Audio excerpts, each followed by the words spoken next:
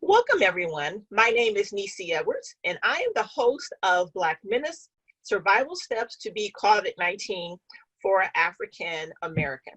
This is a month-long digital series where we're going to be inviting in and interviewing numerous African American healthcare professionals, therapists, and nutritional specialists. And the purpose of this is to educate the African American community about how to better take care of themselves during the pandemic. And today's guest, I have a very special guest, is Dr. Herman Williams, MD. He is a previous hospital executive with extensive healthcare expertise that spans decades, and that includes the management and operations of large and small scale national clinics and hospitals. Dr. Williams is a leader in the BDO Institute for Healthcare Excellence and Innovation. He holds a Doctorate of Medicine from Boston University School of Medicine, a Master's of Business Administration from the University of Washington, and a Master's in Public Health from Harvard University. Welcome, Dr. Williams. Welcome to Black Menace, the digital series. How are you today? I'm wonderful, Nisi. Thank you for having me on your show. I appreciate it. It's really an honor. Thank you. It's an honor for you to be here because I know just how busy you are. Thank you for taking the time out of your busy day to participate. So I have a couple of questions I just want to talk to you about. So a lot has been going on, as you already know, being a healthcare professional, dealing with the coronavirus, the pandemic. And many people, especially our community, we're all in the flux, not knowing what to do. And the reason why I created this digital series is because I've been a little bit dismayed by everything that I've been seeing in the media. I really haven't felt as though they have been addressing the needs of the African American community. And I wanted to use my platform to provide education, healing, and hope to our community. So in order to get started, when we keep hearing the words COVID-19, the coronavirus, can you just tell us briefly, what exactly is the coronavirus? Well, the coronavirus is actually one of a family of coronaviruses, and actually coronaviruses are probably responsible for a third of the common cold symptoms and things that we experience. And this particular strain is part of the SARS family of coronaviruses. This particular one is thought to have somehow evolved from a bat and somehow made it into the human species, either through food or through some laboratory manipulation. We're really not sure. However, it is highly contagious and is passed from human to human. And there are really peculiar things about this particular virus, unlike SARS and MERS, which occurred in 2012 and 2002. Previously, this particular virus has about a 30 to 40% asymptomatic carrier rate, which means there are people who are actually carriers of the virus who can transmit it, but are asymptomatic. So you and I just talking, we're not coughing, no fever, no nothing, but we could have the virus. And that's what makes this virus just very dangerous. So does that mean, if I'm understanding this correctly, is I can go into my local grocery store. So when I go in shopping, I wear my mask and I wear gloves. So there could be other people in there, to their knowledge, who don't have it. They could, though, be a carrier, just not be aware of it. Correct. And that's why it's important, essentially, to treat everybody as if they have the virus, because even those people who are asymptomatic could still pass it on to someone else. And of course, you or I could pass that on to another more vulnerable person in our society, as I know you're going to get to. But there are some people who are particularly vulnerable to this virus. Especially our seniors. And what I have been seeing too is not just seniors and older adults, but a lot of younger people too are getting the virus.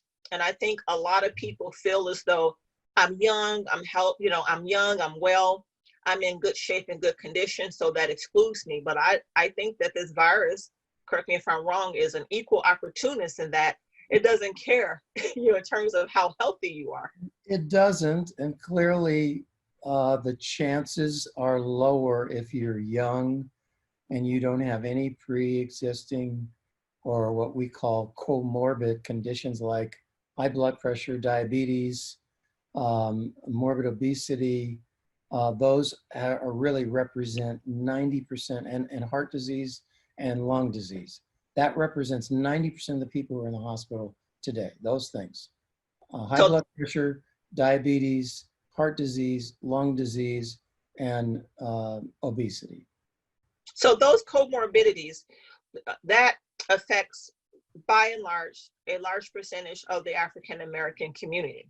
Mhm. So having a comorbidity, what can we do to help keep ourselves safe? How do we build up our immune system?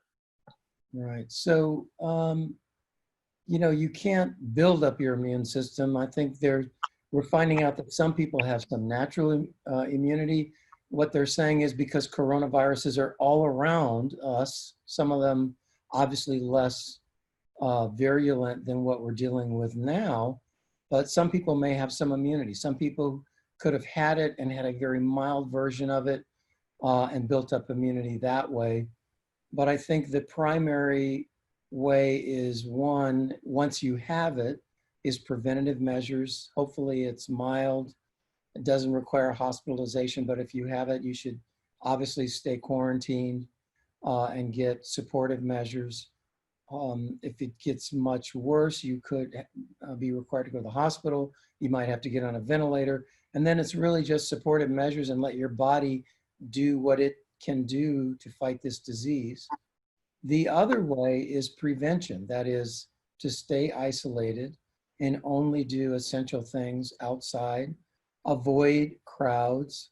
If you have to go into crowds, obviously we have to shop, we got to get gas, we got to get essential needs. I would say, I think pretty much it's been proven that an N95 or a KN95 mask will protect you from getting the virus. And that is what our healthcare workers are using daily to treat patients who have active COVID disease. And they, as was reported to me by a clinician friend of mine who's in a major university, they've done that and no one's gotten sick as long as they have that mask on. Okay, now the N95 you mentioned or the K95, correct? N95 or KN95. Okay, N95 or KN95. All Right. right. And the K just signifies that those are made in China, but the actual ability to screen out disease and the ratings and everything are identical. And this is a little bit important for folks who have these masks because they feel very different.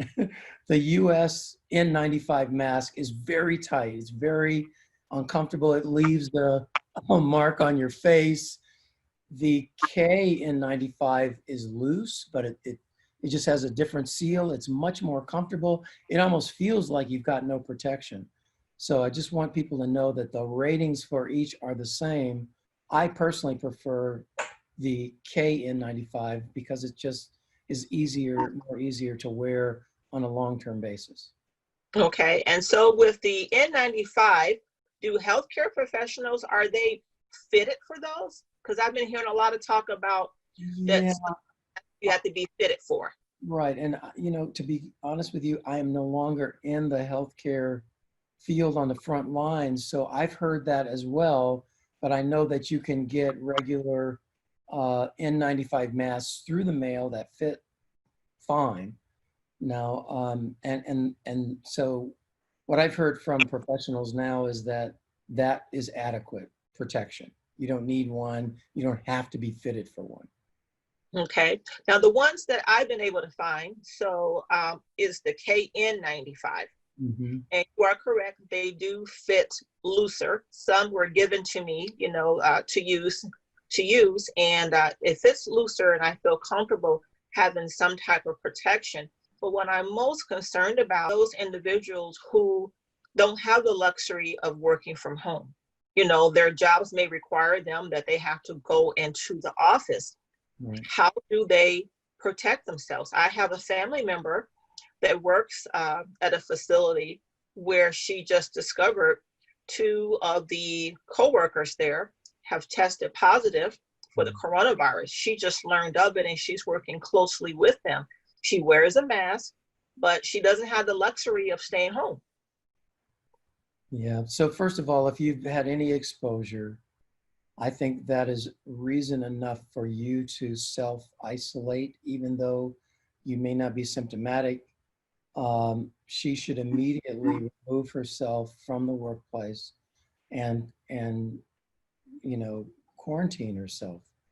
Um, I think that it's possible that she doesn't have the disease, but the disease can get on your clothing. People who have it could have touched doorknobs that she could have touched. And I've got some data for you if you want to go over that later of Sure. the actual length of time that certain things survive. But it's anywhere from 3 hours to days, depending on whether it's a surface or cardboard or steel. But she could have handled something, and if she didn't immediately wash her hands or inadvertently touch that, you can infect yourself. Okay. Wow. I will definitely like to come back towards this to learn more about the length of time, because that's Mhm. very serious. She's wearing gloves. What I'm concerned about though is that even though she's wearing gloves, to put those gloves on and even remove those gloves as well as her clothing, I don't think most people realize how even your clothing you have to be careful with. Yeah, and a lot of this we just don't know, but I think you have to use discretion. As an example, when my wife goes to the store, she's in the store for an hour, whatever, getting things. We have a process. Everything before it comes in the house gets wiped down with ammonia. Most of this stuff, it's in a package, so you can wipe it down in case somebody touched it who had the disease. And then we transfer that to a bin. So there's all clean stuff before we even bring it in the house. And we bring the stuff in the house. She'll wash vegetables, fruit, stuff like that, and then put it in a separate container. And then she'll take that clothes, put it in the bin, take a shower, wash her hand. It may be overkill, but it just takes a certain ounce of prevention to protect yourself, because right now we don't know how it's passed, but we know it's possible for it to survive on inanimate objects anywhere from hours to days. Wow. So if we can just go back for a minute to talk a little bit more about your process, I don't feel that it's overkill at all. I think it's great because it's all about safety, and that's well worth it. Okay, so let's say your wife goes to the grocery store. She comes home from the grocery store, so she has all these groceries in the car. Mhm. So she gets out with the groceries, and what happens next? She transfers them into a different bin. Right. And so it's almost like, I'm a surgeon by training. So this is the way I process it. You've got what we call a dirty table, and then you've got either a clean table or a clean bin.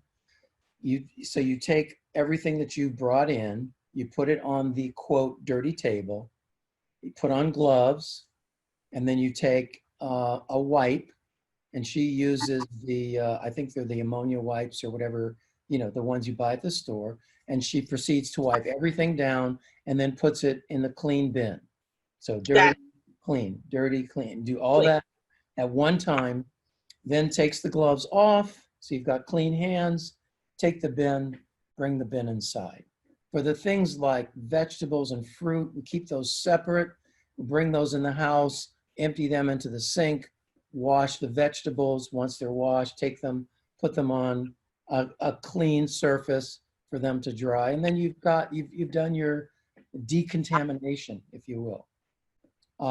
Mail, as an example. We keep the mail, we bring it in with gloves, keep the mail in a bin in the garage for 24 hours before we bring it in the house, before anybody touches it with their bare hands.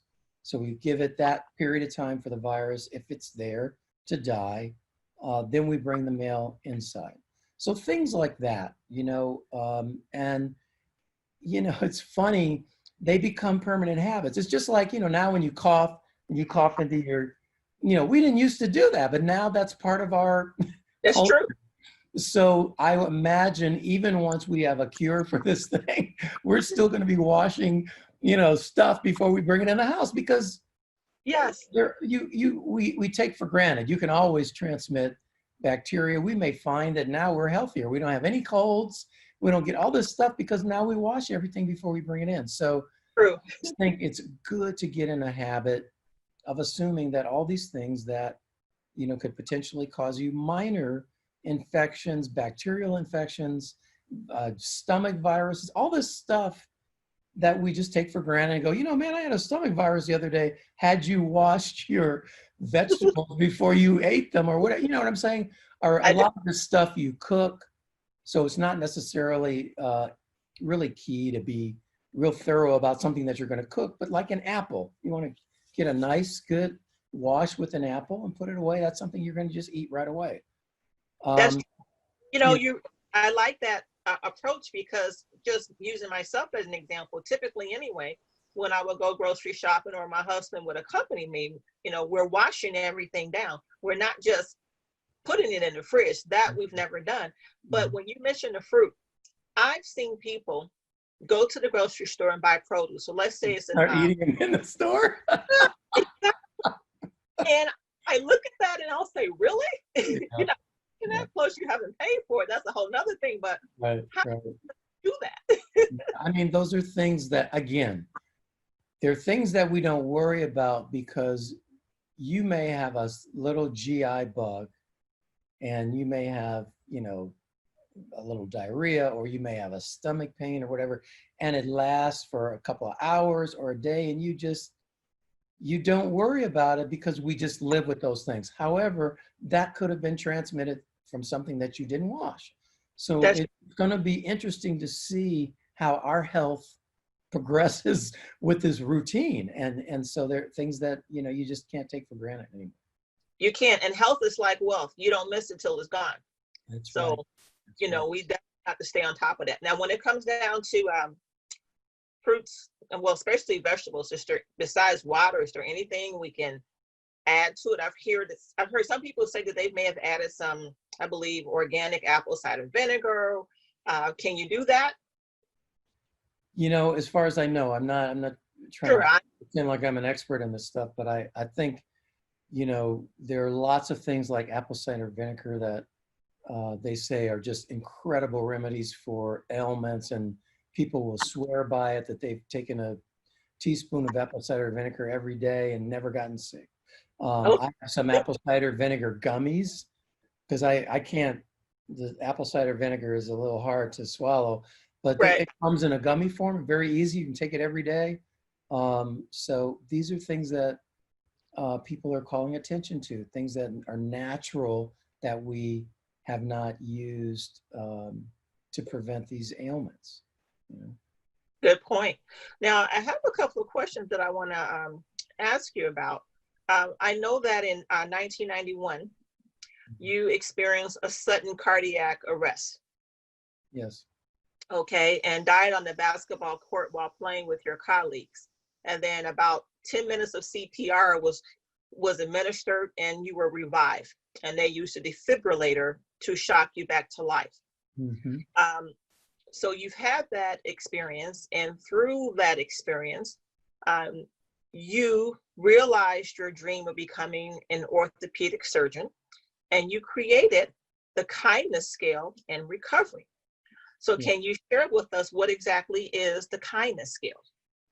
Yeah, so the kindness scale is something I came up with because in my book, Clear, Living the Life You Didn't Dream Of, I talk about the importance of compassion. And I've experienced compassion through all the love and support that I've gotten through my life, through my mentors, and I've had such a blessed life. And so I've tried to give that back as much as I can. And a friend of mine read my book and she said, I get it, I understand it, but can you quantify it for me? and tell me, because she goes, I'm not a compassionate person. And how can I be compassionate? And I said, I get it. That makes sense. So I came up with a scale that starts with what I think is the most basic act of compassion. And that's just a simple smile. There's Okay. no nonverbal, just when I walk down the street, I'll see somebody and you go, just a nod of the head. And actually we as people of color, we use it all the time. I don't know how, it's Really? just sort of a culturally unconscious thing, because of the whole solidarity around the suffering we've Yeah. experienced, and what's become so much more obviously evident, the racism in our society. You see a person of color walking down the street, 9 times out of 10, you'll go, you just a nod, just, what's up, Sure. brother? I know what you, hey man, I know, Yeah. No hesitation. we're surviving. Yes, Yeah. amen. I mean, all of that is captured in the, you know, but I Yeah. smile with everybody. I see people down the street and I notice people smile back. And so I challenge our listeners and our viewers, just try it. Just go out and smile. And it's the most generous thing that you can give to someone. It costs nothing. As a matter of fact, it is actually easier from an energy standpoint to smile than it is to frown, because you got to hold a frown in place. That's true. It's just. So that is the most basic, and it gradually goes up. There are 4 levels. It gradually goes up in an increase in effort. So the next level is actually opening a door for somebody, uh, helping someone. Like, I do a lot of traveling, and my favorite story is the mothers who you see, they've got a backpack, they've got the kid in the front pack, they're carrying 3 luggages, mom's got, 5 kids, and no one is helping. Everyone's just looking, saying, wow, that sure is a lot of stuff you got there. So Right. my mission is to help those mothers. Plus, I absolutely adore babies, and I am the guy that's known to say, ma'am, let me hold the baby while you get situated so I can get my baby fixed, and then I'll give the baby back to you. But helping someone with their bags, put it up above in the bin, opening a door, just all kinds of random gestures of helping. The next level is like using your professional skill to enable someone else. This happened to me today. A friend called me and said his mother just had a heart attack. I said, number one, let me talk to the doctor, because what it does is it establishes that you have resources and And that so, you're not some knucklehead off the street who doesn't understand what's going on. And all of a sudden the care changes, because now they know, oh my God, there's a doctor on the other side. So we yes. make sure we've covered all trails and everything. So using your knowledge to help another person somehow. And then the last level in the kindness scale is doing, I'll give you a couple of examples, what I think are just absolutely unbelievable. Of course, CPR is one of them. And I have actually been given CPR 3 times Oh, 3 times. by a bystander who made the decision to make a difference in someone else's life. And it's just incredible to me. And this is why I believe so much in kindness and compassion, because I've experienced it personally. So that final level is doing CPR. Or another example, this just blew me away. My wife came home one day, she's in Bible study, and she said, one of our members said, I'm not going to be here next week because I'm going in, I'm going to have a procedure, and I'm going to give my kidney to somebody who I don't know. And I was like, what? Oh, Someone you don't know? I mean, imagine that. We have 2 kidneys. You only need one, as you can mhm. live a wonderful life with 1 kidney. But what happens if that one goes bad? Yes. If you get a kidney infection, or, and so the fact that you would have the faith that God's going to take care of me, and I'm going to give this kidney to somebody who's, it's life and death for them. I mean, it's just, that's the kind of kindness, the ultimate in giving to help another human being. And so there's obviously not enough of that going on And unfortunately, our prominent leaders in our society right now their leadership style, and I really think it is a leadership style, is they believe in fear and divisiveness and creating resentment and hatred. And so the only way you can combat that is, in my opinion, is through kindness. That's true. And I feel that what's from the heart is received to the heart. And those things that you share with us, they do make a difference. So when you mentioned the smile, you're right. I've been out and about. I've seen another African American just smile. It's kind of like a code. We all know, that's my way of saying, hey, I see you. It's going to be all right. I see you, Yeah. exactly. And again, we joke about this with African Americans. However, with anybody, Anyone. it says, I see you, and Yes. look, I'm transferring love and warmth to you without touching you. I don't want to violate your space, but I'm just sending you a gentle boom. You're alive. You're important. Yeah. You're worthy of my kindness. Yes, it makes a difference. I had a situation, Dr. Williams, this is probably last month. I went into a local Walgreens, and the cashier, she was a much older woman, and you can tell she had had a really rough day. And so when it was my turn next in line, someone tried to cut in front of me, and she said, "Excuse me, sir, this lady was next." I says, "Hi, how are you doing today? Are you okay? Are you doing well?" And she says, "You're the only person that's ever asked me here today or this month I'm doing, and I really appreciate that." And I says, "No, seriously, how are you doing? I do care." I says, "Because number one, you're here when you don't have to be here. You Yeah. know, I says, with this pandemic, you're here at the store, you're servicing us. So I care about you. I don't take that for granted, because I'm looking at it from the aspect is she's not African American. It didn't matter to me. I'm looking at it from the aspect, this is another human being. That could have been my mother, my sister, my aunt, or whomever. So we don't want to see people mistreated, right? So I checked out. I walked out the store. But you know what? As a woman of faith, something touched me and said, no, you got to go back in there, do something for her. So you go in Walgreens, they sell these flowers and different things. So I bought something and I got back in line again. So, I waited. And so she said, "Did you forget something?" When it was my turn, about maybe 10 minutes later. And I said, "No, I didn't forget anything. I just came back in here for you. I want you to have this." I says, "I'm not looking for anything. I just want to let you know that I do care. And I'm sorry that you had a bad day. I'm sorry that you were mistreated." I says, "Because it's not your fault that the world is in this pandemic. So we should not be taking it out on one another." And she started crying and said, "Thank you so much." And I said, "God bless you. That's all I wanted to tell you."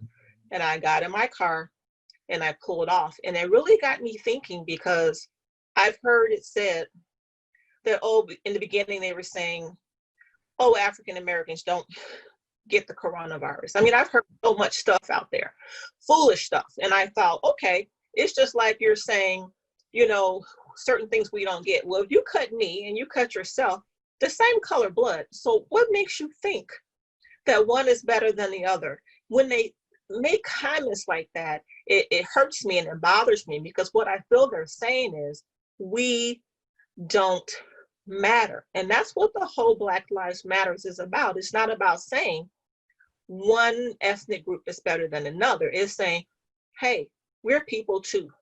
We matter. Just like I've been hearing a lot about Native Americans, how in some of their communities, Dr. Herman, they don't even have access to the testing supplies. Their lives matter too. And our lack of leadership, or leadership style, or whatever you want to call it, somebody needs to wake up and say, hey, we're all in this together. They have that slogan that states united, I think we stand. But we're not standing united, because when they're speaking, they're not speaking to me. Mhm. I called my doctor because I had not been feeling well and said, hey, I want to talk to you about what's happening to me. I want to possibly be tested. And they said, no, oh, you can't be tested. We think you're fine. Well, how do you know that? I'm talking to you from home. You haven't seen me. I'm trying to tell you what my symptoms are. I get this email through their electronic portal that says, here, click here. I clicked on it and you read it and it says, don't come to the office if you're not feeling well. And I thought, yeah, you clearly missed the point. Where do I go? Because people like me and many other African Americans you hear all the time, they say that there's plenty of testing supplies. I don't know where they are. They're not in all communities. And then when you get there, you can't get tested. And then I saw in the news, I think it was, if I'm not mistaken, the Chicagoland area, where a healthcare worker, she worked, I believe, with the facility. She couldn't even get tested, and she worked there, and she died. Mm, mm, mm. You know, it's just, I guess it depends on where you're at. We're blessed. I know here in Nashville they had free testing. You go to the stadium and you literally drive up in your car, which is Okay. because that's what they did in South Korea. They had drive-up stations, they had walk-up stations, they had all kinds of stuff, and that where people could get tested. And I think testing is so critical, but we are so behind. And Yes. you have the President of the United States and the Vice President of the United States who refuse to wear a mask. So people are like, this is just a joke. It really doesn't exist. People, the name of this current administration is create your own reality. Anything you don't believe in or anything you disagree in, you can just say, oh, that's fake news, or it's a hoax. And the people who lose out in the end are society, because That's we're true. missing out, and people have died unnecessarily because they don't think this is a real thing. Well, but there's a saying to address that, and it says, you don't get it till you got it. That's right. Okay. So It ain't when real till it gets home. And, yes. I say for those of us Yeah. who have been sick and know what it's like to be on Yeah. death's door, hey, I don't take risks if I don't No. have. I don't need to go to the beach. I don't need to go out to drink at a bar. And so all these people that feel this need to be out and put themselves at risk, someone said this is just a way, this is Mother Nature's self-selection, is that there are going to be people who are just, they are detrimental to our species because they're putting us at risk. And those are the people that are going to go out there and act fools and get sick and die. So, True. That's when you need to use common sense and think for yourself, because you don't need to go to the club. You don't need to go to the bars. And I'm going to take it further. We don't have to go to the beauty salons and the barbershops and all that right now. Yeah. Use common sense. And I don't even know if I should say common, because sometimes it don't seem like everybody has it, Yeah. I don't know. I just say treat everyone as if they have it. If you and your family, like my family, we've been together for 2 months. So we're pretty confident either we're all carriers or we don't have it, or we've had it and we're immune. So we don't wear a mask in the house, but every Right. time there's been 2 or 3 times where somebody had to come into the house to repair something. We require them to wear a mask. We wear a mask when we're around them. They've got Yes. booties on and everything. We just take all the extra precautions because it's just not worth it. And when you've had a heart attack, or when I've had a stroke, and had heart disease, and you know what it's like to be at death's door, it's just not necessary. So, yeah. And with the kindness scale and recovery, so where we are right now, how can we use that when it comes down to faith support and family support? You gave the example of someone that told your wife about someone having a heart attack. And so you were able to jump on the call. That was a great example to show, hey, I got backup, I got support. So I'm not out here by myself, because in healthcare disparity, oftentimes we don't get the same type of support that other people receive. You know, I feel that it's a selection process where some people are deciding who's worthy and who is not worthy to receive medical care and treatment. So how can we utilize the kindness scale when it comes down to our faith and family support and support? So let me get to that, but let me just clarify something for the viewers. The disparities in healthcare, there's been a lot of research on it, and one of my mentors, Dr. Augustus White, has written a lot about this. And it's not that you go to a doctor and the doctor says, I don't like Black people, so I'm not going to give you what you deserve. What it is we've been taught, and I've been trained this way, to make value judgments on the way you think patients are going to comply with the advice that you give them. And you get repeatedly, you get hit with situations and value judgments and institutional racist things taught to you that, well, poor people, they're not gonna, they're not gonna do what you say, so there's no need in giving them a heart transplant because they can't afford the medications that you got to take in order to protect your transplant.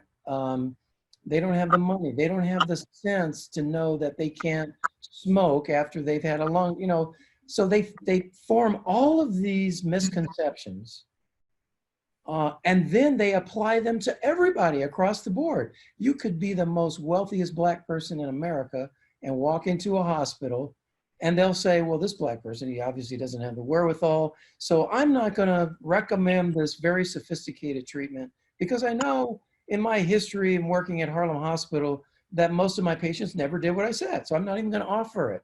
So it's not a overt evil gesture. It's making a clinical decision about whether you think someone's going to truly benefit from your advice.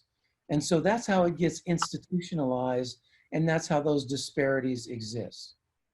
Another example is our misperception that Black people can tolerate pain more than others. There have been studies that show that Black people will come in with broken legs and they'll be asking for pain medication, and the healthcare workers will say, I know, and they're saying in their minds, I know you guys can tolerate pain, so I don't want to give you too much medication, because, I'm going to just give you this dosage that I think is safe. So all kinds of misperceptions go in and create these disparities. So, all I say is, with that in mind, those of us who have skills, if you're a lawyer, if you're a paralegal, if you're in the healthcare profession, you're a nurse, a physician assistant, and someone in your family is facing the healthcare system, that's where you can use these acts of kindness to help them negotiate the maze, because it's not unlikely that they could be treated in a way that they're not offered everything that's available to them because of some misperception in the mind of the doctor. That's true. And you're much too kind, Dr. Herman, because I hear what you're saying, but I tell you, based upon my own experience, I do think some of this is sinister, where some of these physicians are making decisions based upon race. I've experienced some things, where I had an idea briefly. I remember when you're talking about pain, I had a major gynecological surgery. I was in so much pain when they put me in the recovery room. I mean, I was in so much pain till I was delirious, so much pain. They never gave me anything for the pain, nothing. I suffered and suffered. I was crying out for pain, medicine, something. I'm not one that's big on medication, but I was just miserable. I was just hurting so bad. My husband didn't know what was going on because they had not let him into the recovery room. When I finally got moved to a room, the surgeon came in and my doctor, she says, how's it going? And I said, how is it going? I'm miserable. They didn't give me anything for pain. And she turned around and she looked at the nurse and she says, how many times have I told you I want my patients comfortable?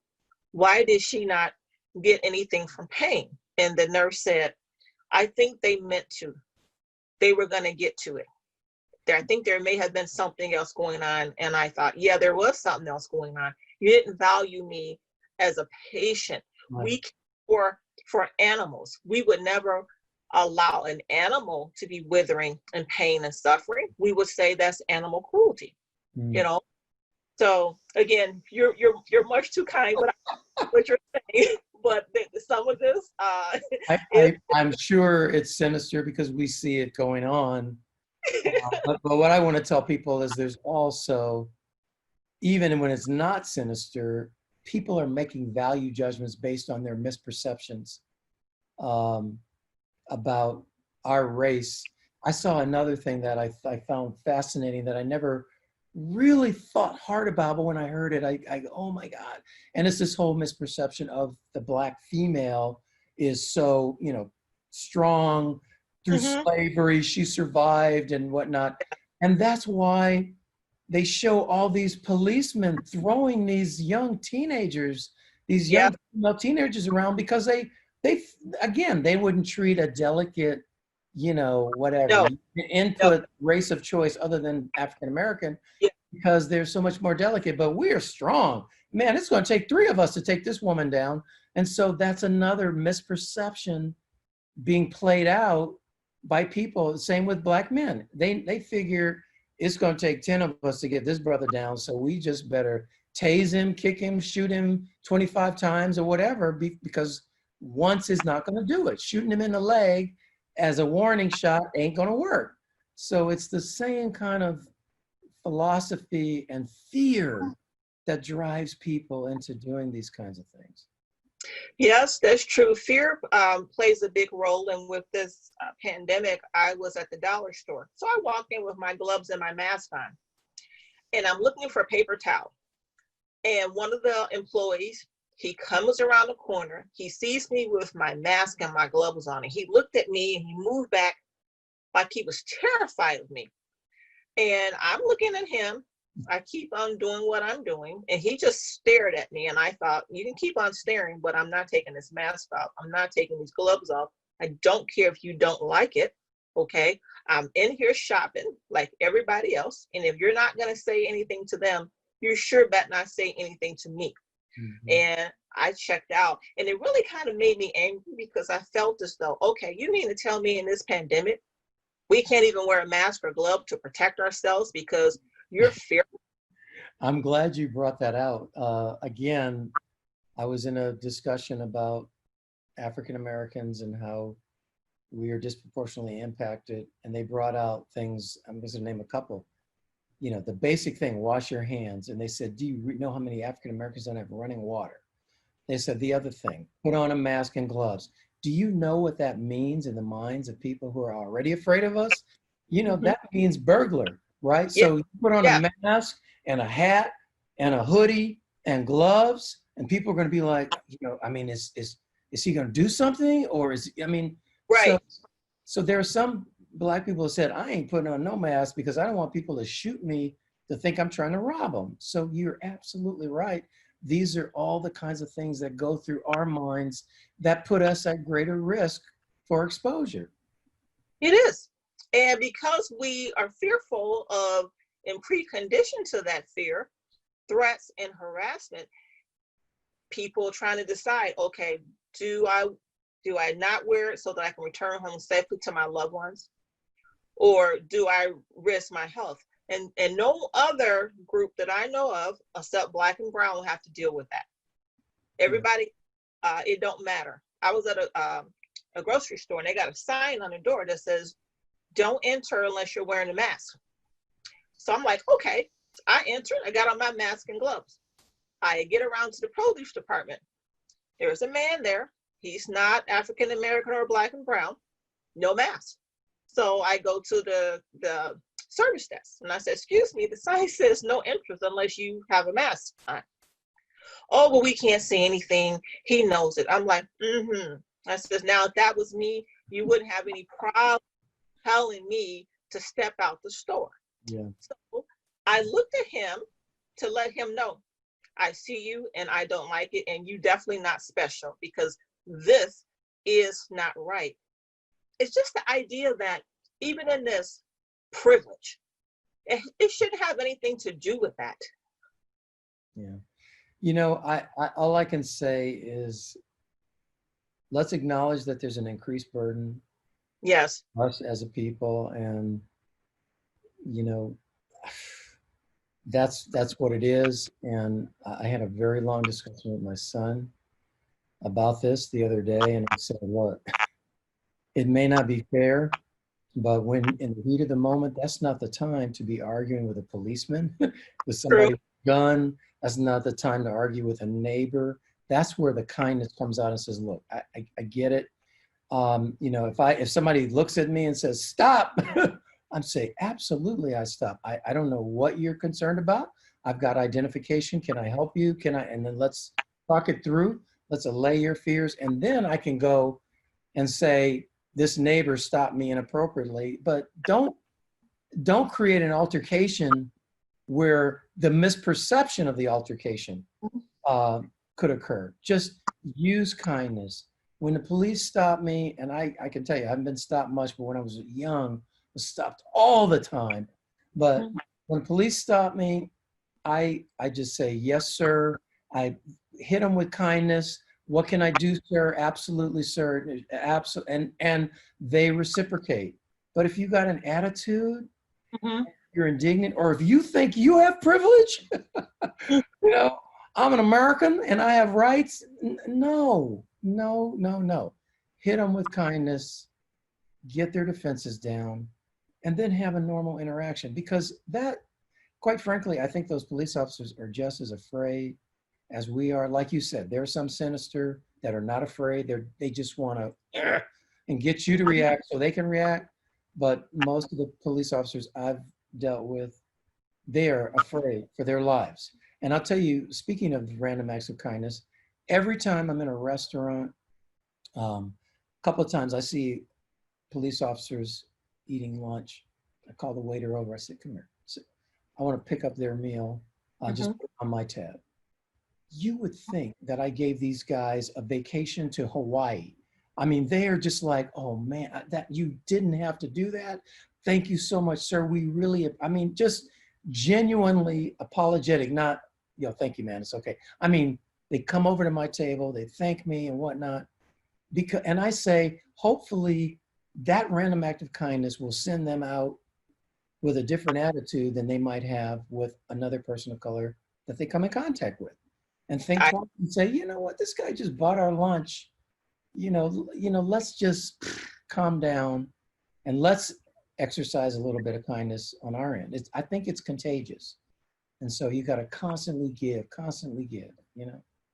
I agree. And I think, you know, there's good apples and a lot of bad apples out there. And I think a lot of it is their own self-reference criteria, that some of them, I just think when they see black and brown, they don't care. And then there are some that do care. I would just like to see more of those that, you know, versus those that don't. Okay. Well, I've enjoyed having you on Black Men. Great talking with you. COVID-19. And before you leave, any other info you can give us about the length of time, how long this can last on the clothing and other things that you had mentioned earlier that we need to be aware of? Right. So I think it can be, you know, hours to a day. Again, it's just what you preach. First of all, wash your hands as much as possible. The way you introduce the virus is what they call the T-zone. So if you draw the top of the T and then the bottom, it's in your eyes, your nose and mouth. Avoid touching your face because that's the way it gets in. Wash your hands frequently. I would leave things outside, like we get our Amazon packages, whatever. They all stay outside for 24 hours before we open them. or open them right away, take out what I would consider the clean item, bring that in, leave the box outside, open it with gloves, and just, you know, put some distance between you and the exposure. Avoid going out unless you absolutely have to. Only have one person, you know, one person is designated in our home. That's my wife. She does the shopping. She goes out and gets everything. My son and I occasionally go with her, but I can literally say I've hardly been outside in 2 months. Because I have heart disease, I have a huge risk factor. And so it's just not worth it. I'm with my No, family and, you you don't know, get infection or anything like that. And if you wouldn't mind, tell our listeners where they can purchase your book. Tell them the name of it again, where to obtain it. yes. So if you just want to buy the book, it's available it's on Amazon, it's on Barnes and Noble. If you'd like an autographed copy of the book, you can go to my website, clearlivingthelife.com, and you can order a book there, and I'd be happy to sign it and pop it in the mail for you. And we have a safe and secure way where you can pay for the book online. Thank you for your time today, Dr. Williams. I greatly appreciate it. Thank you. Be blessed you. It's awesome that you would allow me to share my thoughts on your show, and I appreciate it. Thank you. God bless.